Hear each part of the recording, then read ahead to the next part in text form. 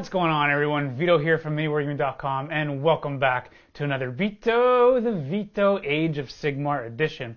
I've got Jarrad in here with me. Welcome. Thank you. And we are going to be playing 2,000 points of the Fyreslayers versus I'm trying something new in the host of the Stormcast Eternals. Yes, Vito is trying something new. Something that is not Hedonites Slash or the Megakin of Nurgle. I think I'm going to be benching the Megakin. Not really my playstyle. A little too slow. There are ways of making them quick. Yeah, those trees can make them very fast. Right. But it's just not really my up to my play speed. So I thought, hey, why not try the Stormcast Eternals? As there are ways of making them fairly quick. Very fast. And that's why I'm going to be trying out something today with a lot of mounted troops. Now, granted, with the mounted stuff, it's not that effective. But I am going to be trying things out to see if I can make them work. Not necessarily make them work. There are ways to make them work. I'm not the most experienced Stormcast player. And I do want to make a note. If I do butcher this army for all you veterans out there, I do apologize. And if I do get rules wrong, once again, I do apologize. But I'm going to try my best for today. I did a little bit of research of the filming of this bat rep. So let's take a look at the board and the armies. However, if you do want to be in Jarrad's spot, please go to miniwargaming.com/challenge for all those details. And make sure to check out our Facebook page, as all of the really cool events that are happening are going to be there. But until then, folks, let's take a look at the armies. Taking a look now at 2,000 points of Stormcast Eternals. I'm going to be running with the Tempest Lords for today. So everything in this army will be the Tempest Lords. What the Tempest Lords allows me to do is I have the Grand Strategist. At the start of my hero phase, I get to roll a die, and then on a 4+, I get to get an extra command point. Additionally, I can use this command ability at the start of the combat phase.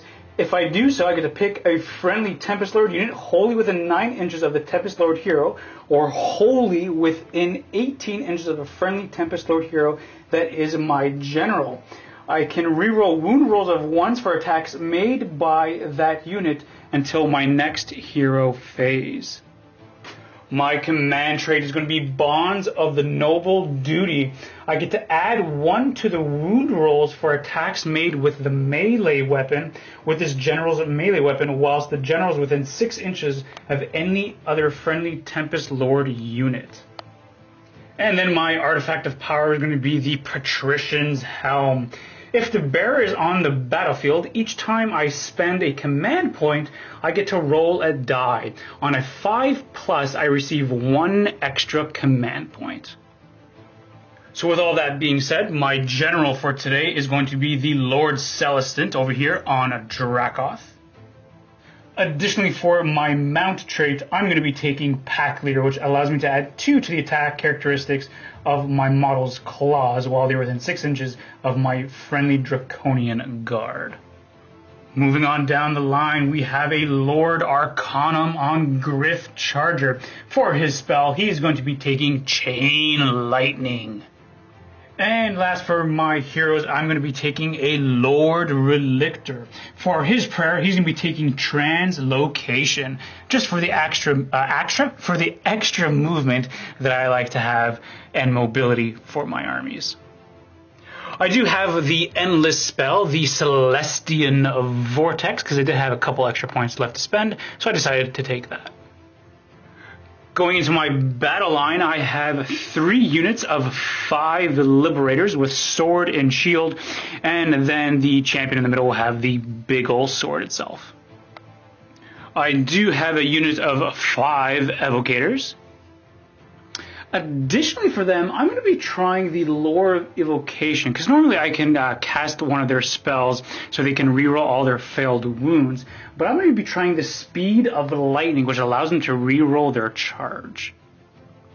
And then moving on to the speed of the army, we have a unit of 4 Concussors with their hammers, another unit of 2 Concussors, and last but certainly not least is a unit of 3 Vanguard Paladors. And that is going to equal out 2,000 points right on the dot of Stormcast Eternals.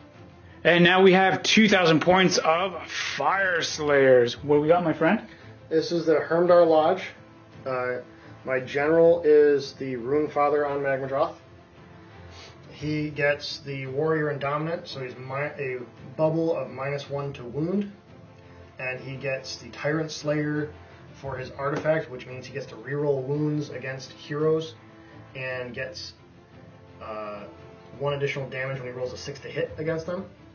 His Magmadroth trait is Coalheart Ancient, so it lessens the rend of any attacks against him by 1. He is part of the Lords of the Lodge Battalion, which also consists of the Rune Master in the middle by the Forge. And he will have my second artifact, which is the Ember Rune, or something. It gives him +1 to his Magmic Invocation rolls. The second Magmadroth is a Rune Smiter on Magmadroth. He gets Prayer of Ash as his prayer. The Rune Master, I forgot, has the Ember Storm, so that he can give a unit run and charge. And then I also have the 2 Magmic Invocations, the Runic Firewall, as well as the Zargon Flamespitter. The last 2 parts of the battalion, which includes the Rune Master and Rune Father, is the Battlesmith and the unit of 10 Hearthguard Berserkers with poleaxes. And the Lords of the Lodge allows the Hearthguard Berserkers to attack twice in a combat phase if they're within 10 inches of a hero from that battalion. Rounding out the army, we have 10 Auric Hearthguard, which are great for taking down monsters, if you had any. And then we have a unit of 20 Volkites that have Axe and Sling Shield, and a unit of 10 Volkites with Warpick Sling Shield. Now the Hermdar special ability means that all my Volkite and Hearthguard Berserker units, while wholly within 12 inches of an objective or enemy territory, are immune to Battle Shock, and I can spend a command point to have one of those units fight first in the combat phase. And that's 2,000 points on the dot. This is the board that we are going to be playing on today. This is going to be a nice kind of Fyreslayer home away from home. It's not as sooty and fiery as it would normally be, so they're just taking, a nice kind of cool and collected vacation. However, the Stormcast Eternals have come and hey, we need your help, so we're really sorry that we're interrupting you, and the Fyreslayers hey, look, if you want to hire us, no, so we're just going to fight you and leave us alone. Stormcast no, we need your help right now. Come on, let's go. Get your beards on. We're going to fight, and that's it. Too late. Some words were exchanged, and now they're just going to fight because words are not that great between the two parties. And that's how fights are always happening, because they can never settle things with words. And that's it. It's unfortunate. The mission that we're going to be playing today is going to be Take and Hold. The way this one works is very, very simple. There are 2 objectives right on the board. We have one right by this boat. I imagine it is how the Stormcast Eternals managed to arrive here today. And then the other one is going to be right over here. So the way it works is 5 models are counting to be scoring the objective. Same thing with that one right over there. And the first person, starting from the 3rd battle round, to have both objectives scoring immediately wins the battle. Very simple, very easy, and that's what we are going to be playing for today.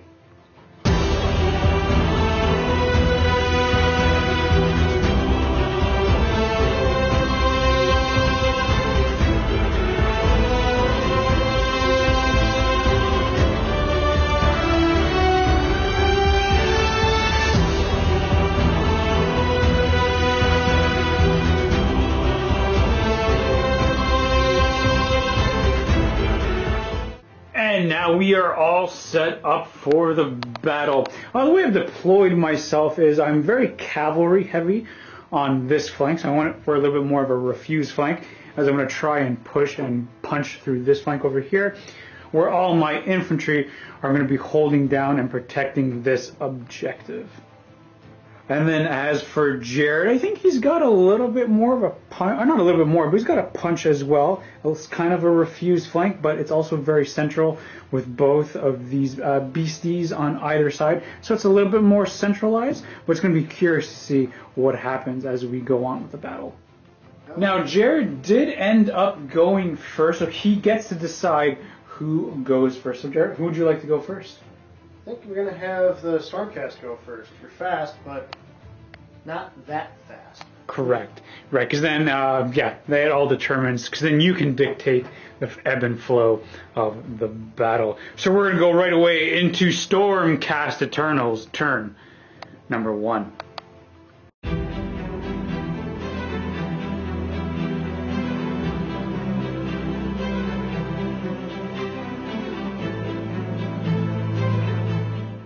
At the start of my hero phase, being Tempest Lords, on a 4+, I get a extra command point.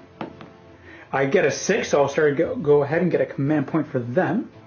For the Lord Relictor, all of his other prayers are really out of range, and I really don't want to throw these guys out, or throw them out that way just yet. I want them to come a little closer to me. So I think I'm going to hold off for his prayers in my hero phase right now. I suppose I'll go over to my Lord Arcanum on the Griff Charger.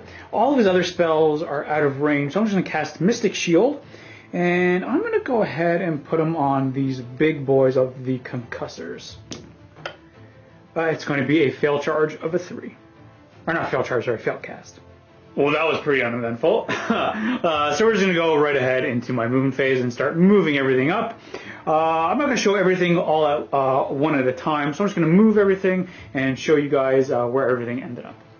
And this is where I'm going to be ending up. The Paladors over here, I did go ahead and run them, got an extra 3 inches. Concussors, I just went ahead and moved them 10. Same thing with these boys, ran them 10. For my general, moved him 10. So not run, but just moved him 10. Moved him 10. The Arcanum just moved him with the rest of the army. I did go ahead and move these Liberators. I ran them, so I just moved them a little forward. Same thing with them. For these guys, I decided to move them up just a little bit with this guy. And then for them, I'm continuing to just keep them here on the objective. I'm going to continue to buy my time for the Lord Relictor until I can wait for a better opening. So until then, that is going to be my entire movement. I have no shooting and I have no charges. And that's going to be the end of my turn. So we're just going to go into Fyreslayers, turn number 1.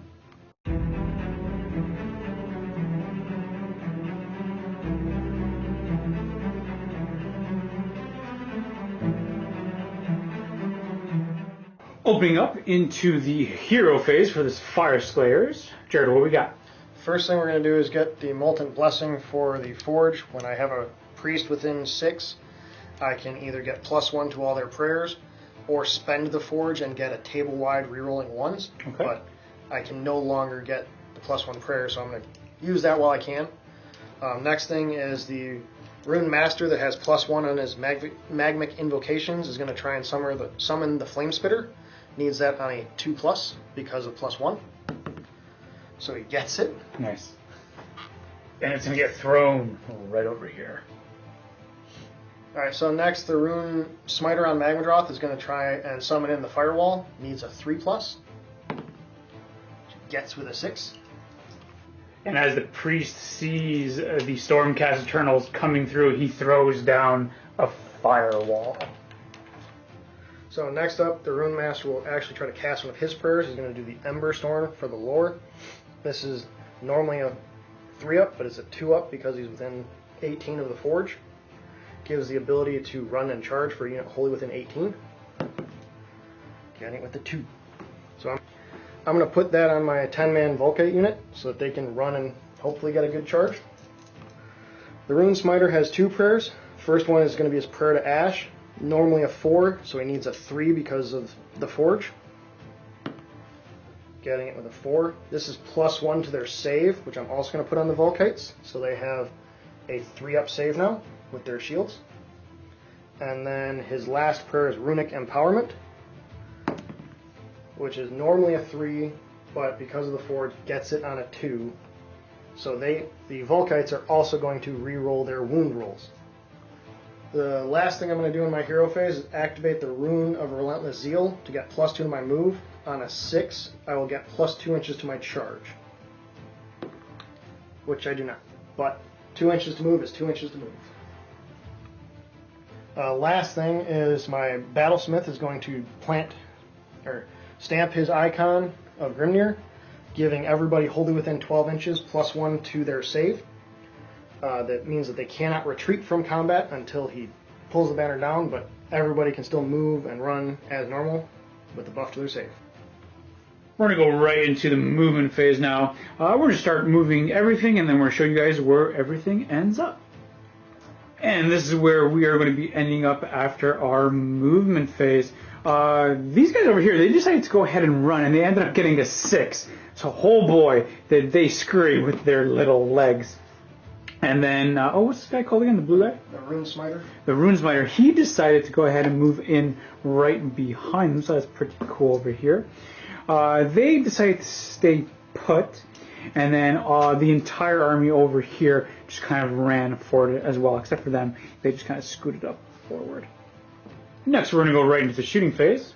Yeah, we've got 2 of the Magma Pikes just in range of the one Liberator.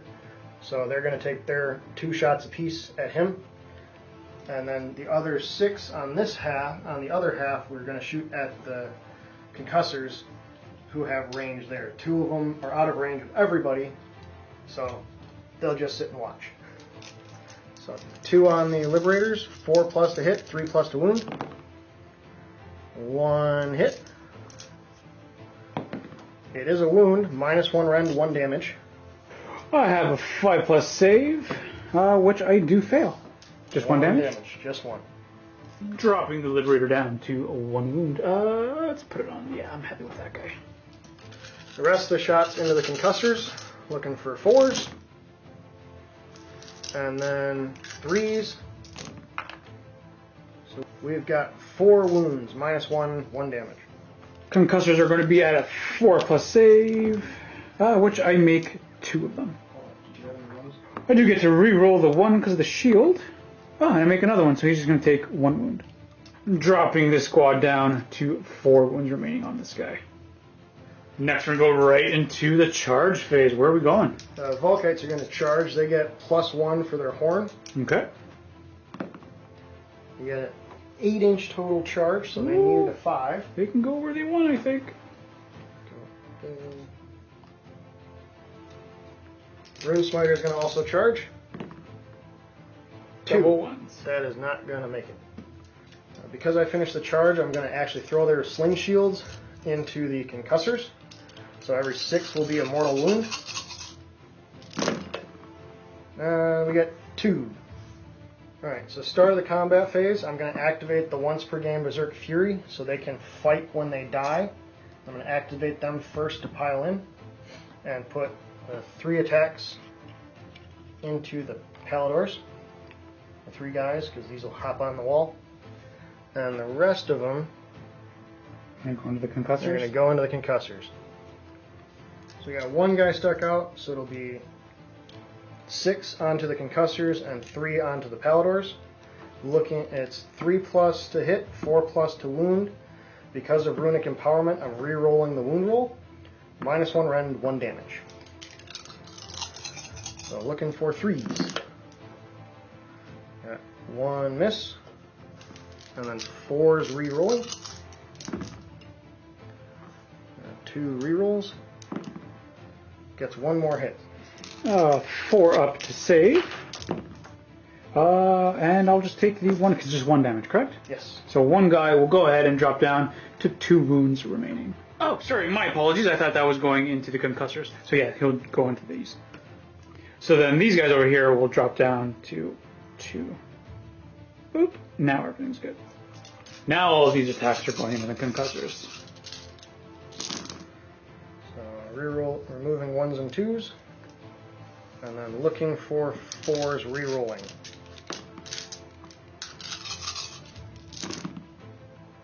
Ooh, good thing for a reroll. Only 3 wounds.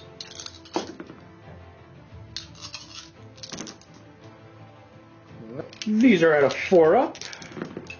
And rerolling the 1s because of shield. Alright, so I'll just take 2 wounds. Dropping him down to 1 wound remaining. The concussors are going to try to swing back and do some damage. I have 6 attacks total. They're going to be hitting on 3s. However, if I roll a 6 to hit, it counts as 1 mortal wound in addition. So looking for those 3s. I did roll a 6, so that's going to count as a mortal wound. And then looking for 3s to wound. These are all going to be a -1 rend. 5-up save.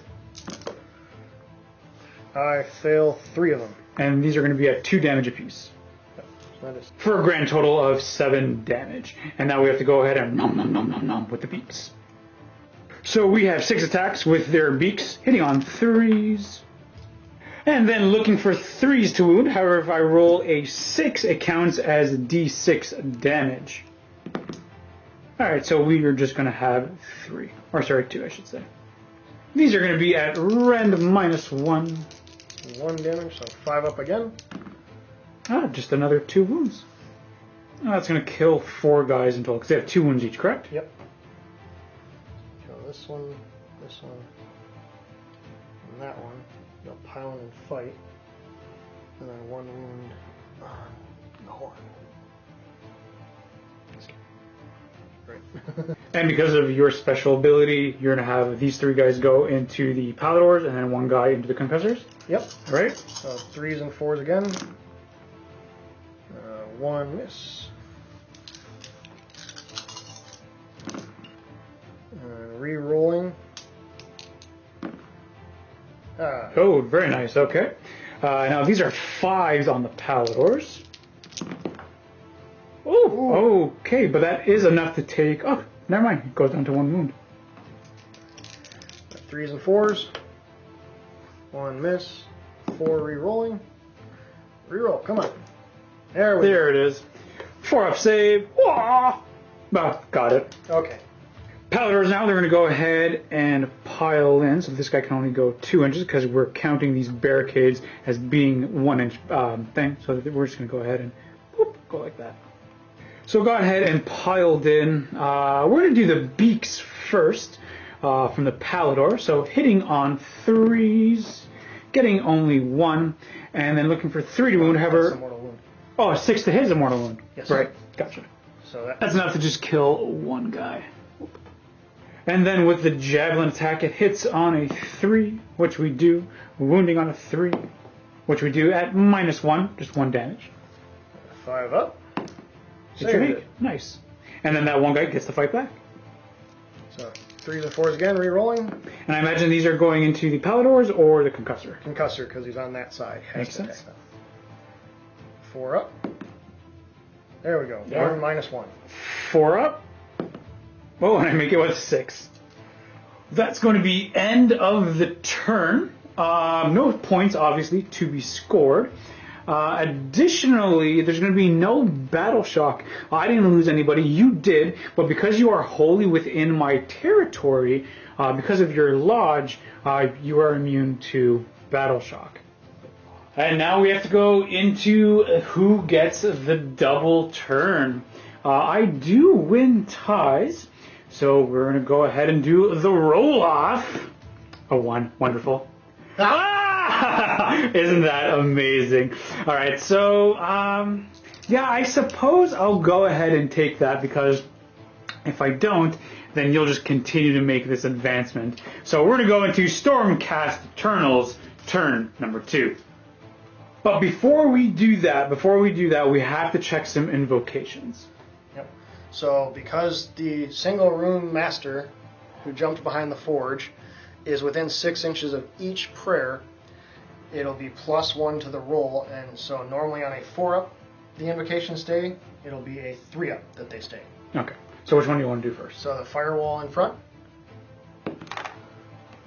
is going away. Oh no! Okay, so the firewall does drop. And then the flame spitter sticks around. Okay, awesome. So now we're going to Stormcast Eternals, turn 2. Quite interesting.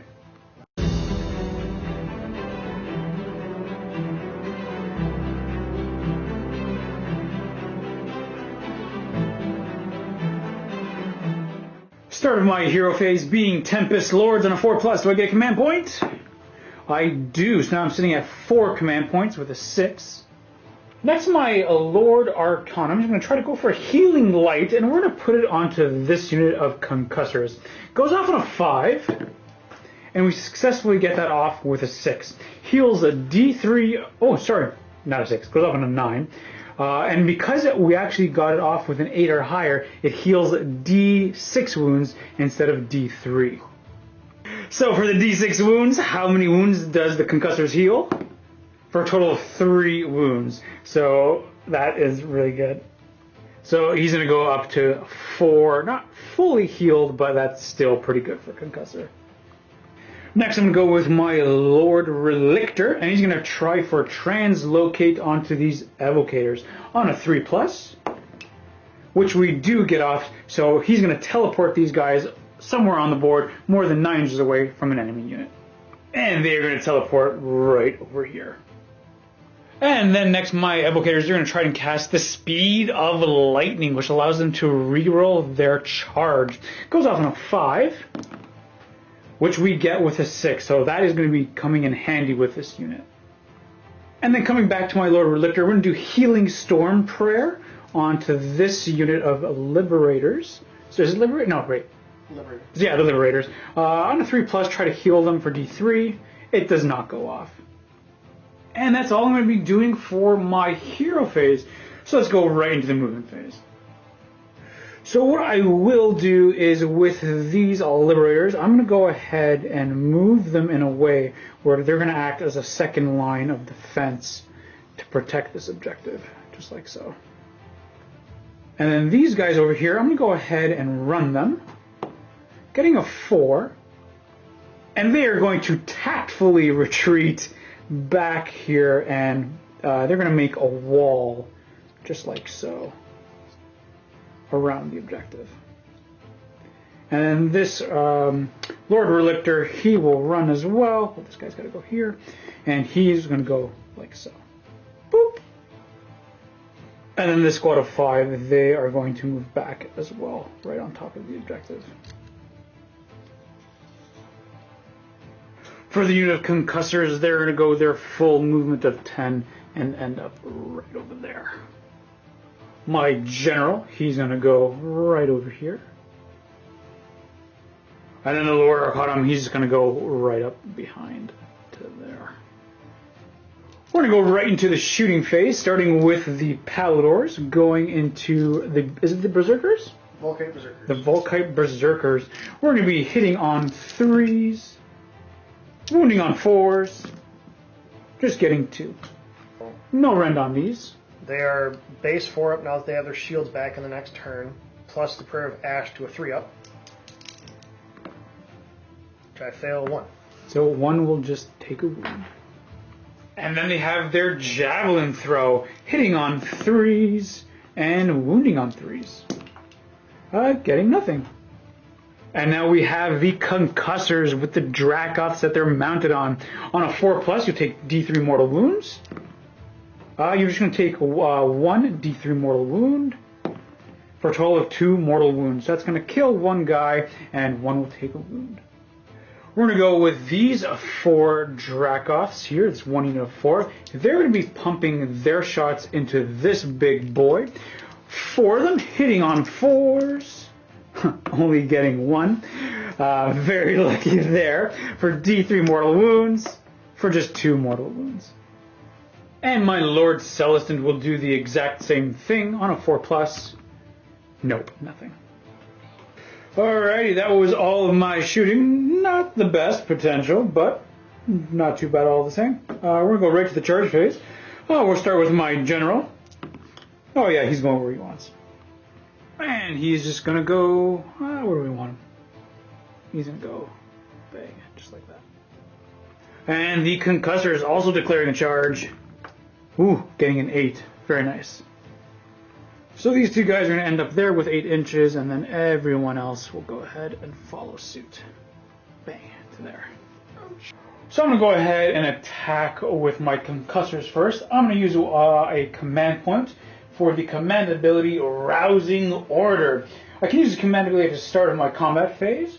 I'm going to pick them, because he's right beside my lord. And then they are going to be able to reroll wound rolls of 1s for attacks made for them. And then I'm going to go ahead and spend another command point for all-out attack on them as well. So they're going to be rerolling hit rolls of 1s. So rerolling hit rolls of 1s and rerolling wound rolls of 1s. So we have 12 attacks in total, hitting on 3s. Thankfully, we can reroll some of these 1s, but the 6s will cause a mortal wound in addition. And the reroll. That was not the best roll in the world. And then looking for 3s to wound. Oh. Rerolling the 1. Still getting it 2. What the heck is going on? That's supposed to be my lead coward. -1, so he has a 5-up save. Oh, he just takes 2 to... Wow, this is not going according to my plan. Alright, maybe the mounts can do better, like back in the old days. Hitting on 3s. Rerolling the 1s. And then looking for 3s to wound. 6s cause D6 damage instead of just 1. And rerolling the 1s. Doesn't matter. So we're going to be rolling the D6 damage ones first. Oh, failing all of them. Okay. That might kill him. And these are all at 5s, right? Yep. Okay. So he's going to take 4 damage there. Yep. Because I'll have 1 damage apiece. So you only have to roll 5 on 3d6. Oh, don't say that. Don't throw that out into the universe. So he's going to take 3d6 damage. No! Why did you throw it out into the universe? Why did you do that? Oh no, that's the worst. Oh god. That's awful. He should be dead. Okay. His roaring, or his magma blood will mortal wound you back on a 4-up for every wound he's taken, so he's taken 10. The 2 from shooting don't count. That's a lot of mortal wounds back. Jeez. 8 mortal wounds. So it's going to kill this guy, and then this guy here will be down to one wound remaining. Oh, jeez, that was awful. Next, we're going to be going with these Hearthguard Berserkers. We're going to be splitting up some of our attacks. Yep, the Volkites are going to go the Carl and 1 guy into the Concussors, and the other 2 are going to go into the Paladors. Okay. So they're still buffed up from last round, so they're 3s to hit, and then 4s re-rolling to wound. So 2 misses, and 4s re-rolling. Nope. So just 1 wound, -1 on the Concussors. 4-up save, which I do not make. 1 so damage. Dropping this guy down to 3 wounds remaining. And into the Paladors. 1 miss, and 4s. Re-rolling. 1. Can I kill a Palador? 5-up. Oh, made it. Now, we actually did forget to go ahead and do this charge because we actually went out to lunch. So Jarrad was actually nice enough to let me go ahead and make their charge. So we're looking for 9 inches for these evocators. Is it evocators? Yes. Yes. Looking for a 9. I am allowed to re-roll their charge because their spell did go off. Getting an 8, so it's going to be a fail for them. That's unfortunate. So next we're going to go with my Lord Celestant. He's got 3 attacks with his lightning hammer.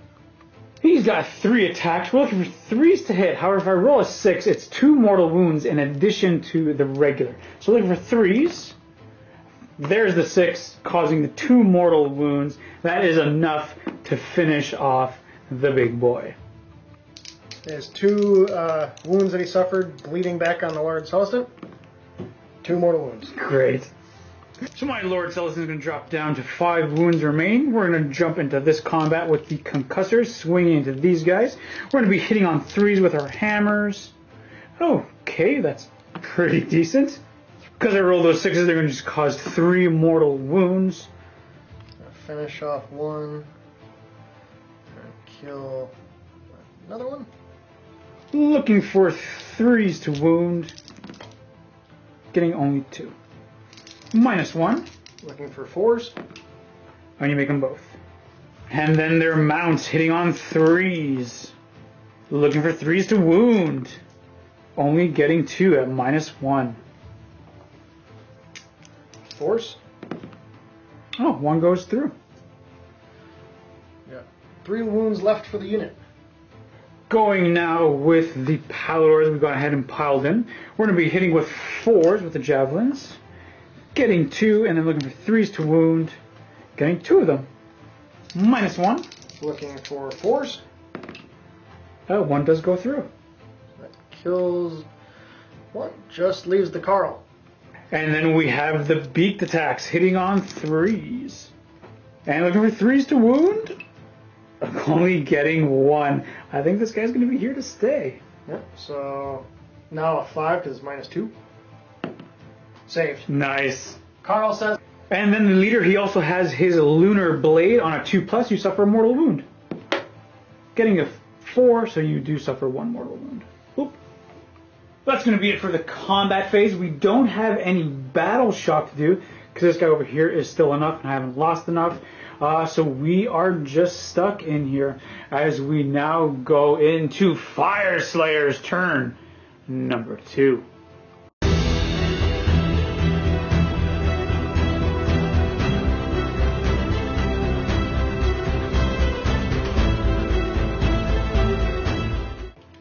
Alright, so first thing we're going to do in the hero phase, the Battlesmith is going to keep his banner up, giving the +1 to save.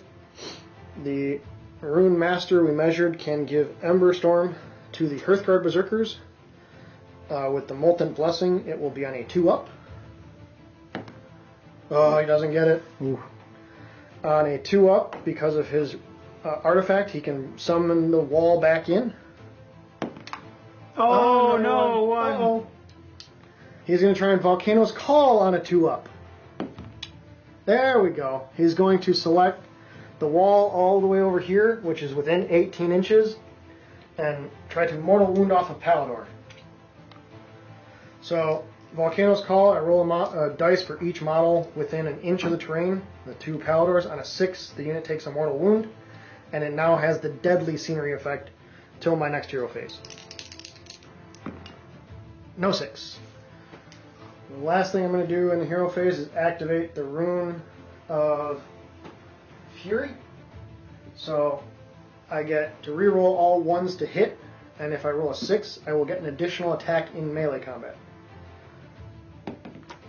Nope. So I just get the rerolling 1s to hit. We're going to go right into the movement phase now. We're going to show you guys where everything's going to end up for them. And this is what we are going to be looking like after the movement. We just kind of had these guys spread out a little bit over here, kind of make a nice little block. Same thing with these guys over here, blocking them, because they absolutely want to go ahead and grab this objective. Let's not have even more meat shields to go through. These guys moved up as well, getting closer to my Liberators. And then we have, what was his name? The Rune Father? The Rune Father, who went in nice and deep, closer to the Liberators, looking to breathe some fire onto them. Alright, start of the shooting phase, I'm going to activate the Flame Spitter and go after the concussors right next to it, even though I don't have to. I want to remove that one guy. So looking for 6s to mortal wound. Getting the one I needed. Yeah, and that's just enough to, boom, take him right out. So the Rune Father is going to Roaring Firestream with his Magma Droth. I have to roll equal to or less than the number of models in this 5-man Liberator. It'll be D6 mortal wounds because he's within 6 inches, if I can do so. 2. So they will take D6 for 1. So that's just enough to kill that guy. The Magmapikes now are going to be firing into the Evocators. 4s rerolling 1s to hit from the rune, and then 3s. 1, 2 rerolls. Oh, they still want to be 1s. 3s. Looking for a 5-up save for them because it's -1. And it's enough to kill 2 of them. Got 10 Fire Steel throwing axes into the concussors. These are 5s rerolling 1s, but there's no 1s. Got a decent amount of 5s in there. Yep. But then 5s again. Nothing. No. The Magmapikes from the Orc Hearthguard are only 1. They also get the throwing axes, so 9 of them are in range of that. So 5s and 5s. Reroll the 1. Yeah, 1 hit. Nothing. No wound. The Hearthguard Berserkers are going to charge. They need an 8. Getting a 6. I am going to spend 1 of my 3 command points to reroll. Yeah! Nice. 11. You're going to run all the way up. Runefather's also going to charge. He gets a 7, which is enough. Up and over, subtracting 1 for 6 inches to go Right there. Boom. high.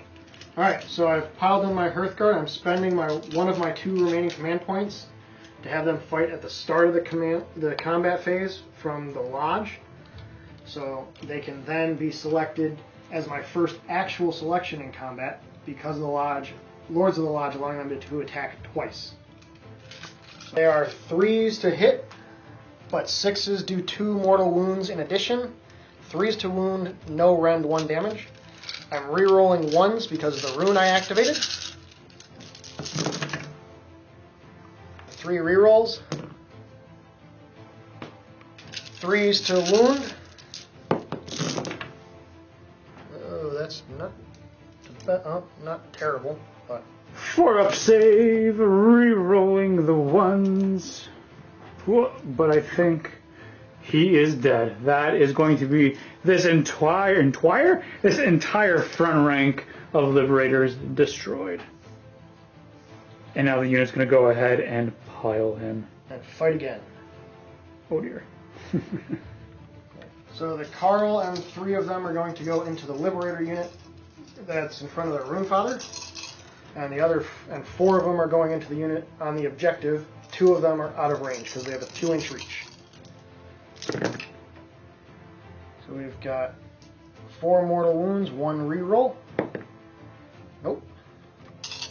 And 3s.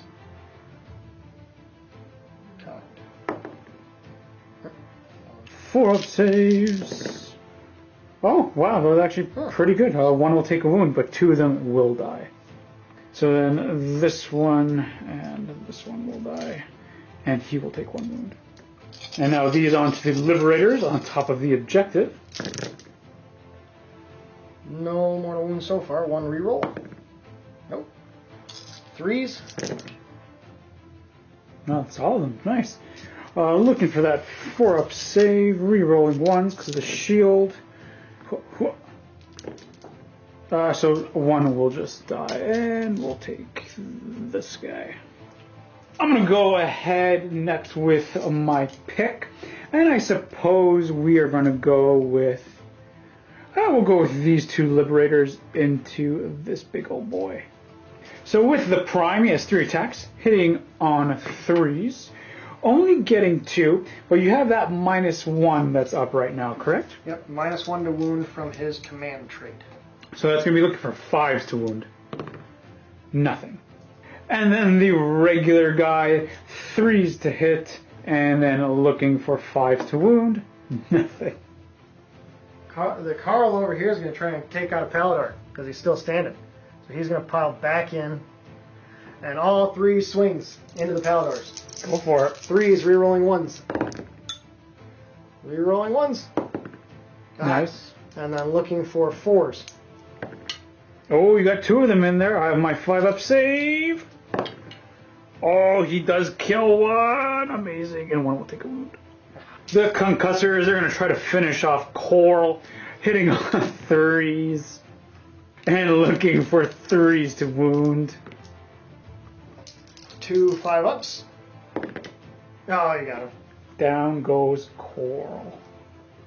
And then next we'll go with this squad here of Liberators attacking... Oh, what are these guys called again? Hearthguard Berserkers. Oh, they're also Hearthguard Berserkers. No, those are Volkites, these are Hearthguard. Gotcha, okay. So we're going to be hitting on 3s, guy with the big sword, only getting 1. And then it's still -1 because of him, correct? His aura. Right, so on a 5, nothing. And we have 6 attacks from everyone else on 3s. Oh no! Looking for 5s, come on! We got 1. Their save is a base 5-up. Which they make. Alright, the Rune Father actually has 3-inch reach from his Latchkey Grand Axe, so he's going to try and smite the Lord Relictor behind the Liberators. He gets 3 attacks, rerolling 1s to hit, and he's rerolling all wounds because of his artifact, which also does a mortal wound. In addition, if I roll a 6 to hit. So 3s. All of them hit, no 6s. And then 3s. All hit, all wound. A -1 rend, 3 damage. 4-up save, come on buddy! He's going to take 3 damage each? Yep. 6 damage. Oh no. And he's dead. He's going to drown in the water. Magmadroth's Claws and Horns, he's got 6 attacks because he's unwounded. 4+ to hit, 3+ to wound. No 1s to re-roll. Then 3s. 2 at -1, 2 damage. 5-up save. That's enough to kill him. Oh no, this is not good. Has 1 attack with his Blazing Maw, 4 to hit. Nope, no hit. That's going to be the end of the combat phase.